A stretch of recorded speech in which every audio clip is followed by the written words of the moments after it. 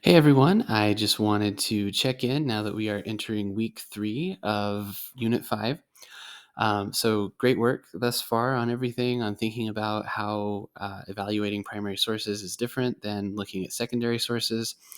All this work that we're doing will be very helpful in the coming weeks as we start the final research project. So do keep in mind, all of the work that we're doing is building toward that.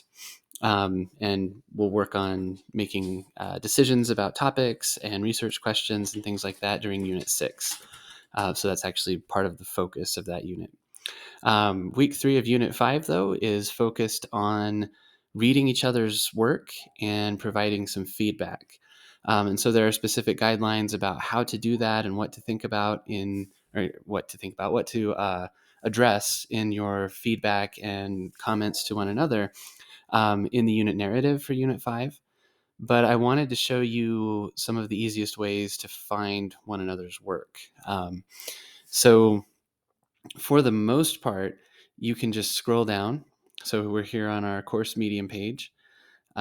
Just scroll down, and then you'll be able to see the most recent posts about Columbus. So this is the where you've done your Medium posts that evaluate the uh, documents that we read last week and that write a narrative about those documents and reflect on it. So you can just scroll down and read each other's work and add comments. I'll show you how to add comments in just a minute.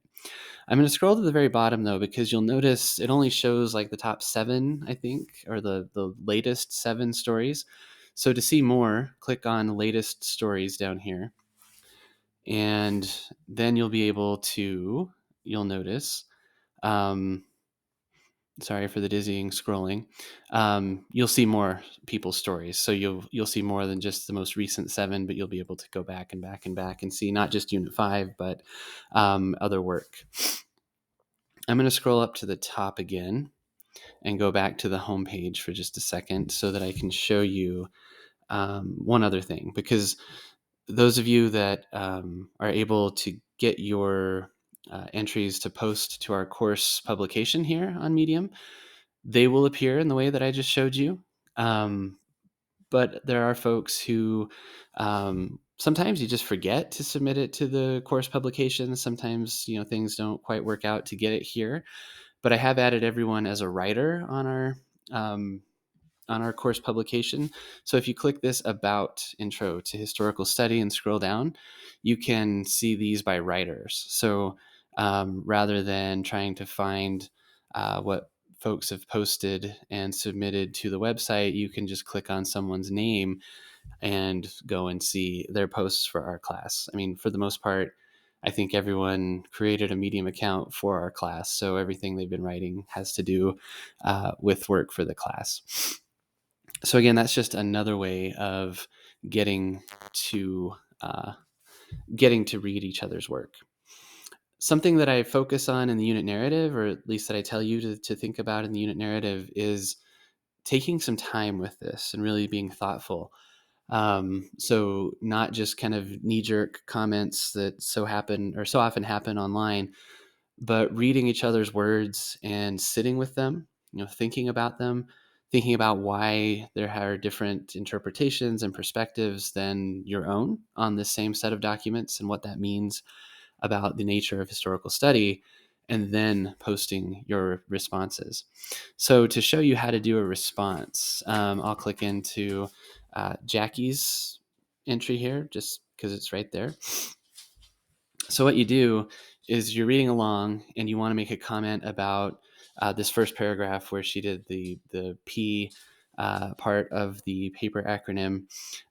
If you have a specific sentence that you want to kind of respond to, you just highlight that sentence, and then you'll get this little these options.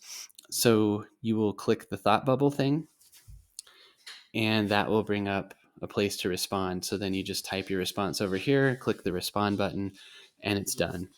You can also let's see, you have to go to the very bottom. Nope. Once you start scrolling, then you'll see these options come up. So you can clap for someone's story. That's just kind of an indication that I saw this and I liked it. Or you can click the bubble right here, and that will give you a general response. And so because I already highlighted something, it still has this highlight there. But this will just be a general response to the story. So hopefully that makes sense and is helpful. There's a couple of ways of responding.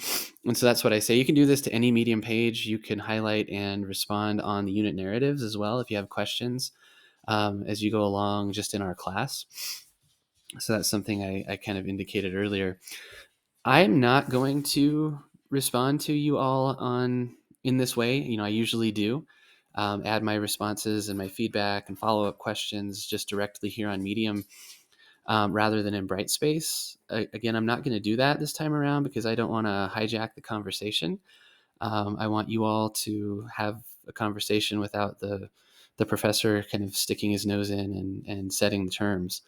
I will provide you some feedback via Brightspace, and I will give you scores there for your work last week. I'll be reading those today, tomorrow, and so on.